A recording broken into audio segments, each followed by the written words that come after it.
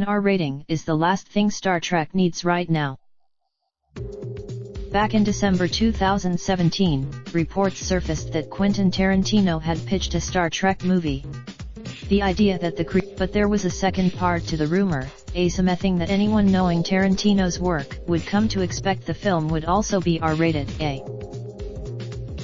Watch Quentin Tarantino says Thor Ragnarok is his favorite Marvel film. Bang Showbiz. This long-standing rumor became a bit more real this week when Tarantino once again confirmed that he was still working on a Star Trek project and that a script was already written, saying, "Oh.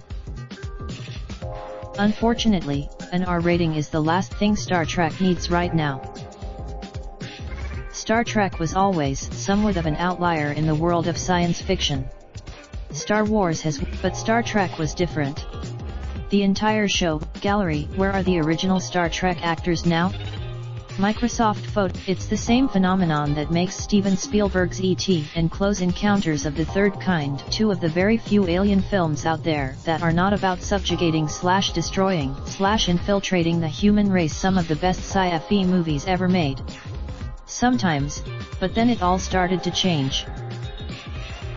Until First Contact, Star Trek was still mostly Star Trek. Generations and next came Nemesis in 2002.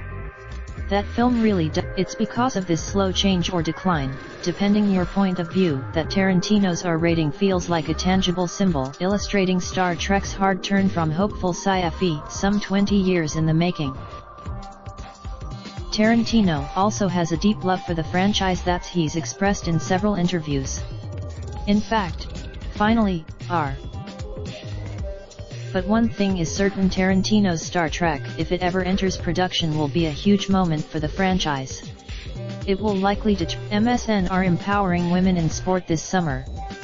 Find out more about Raindrop, drop top smoking, no cooking the hot pot.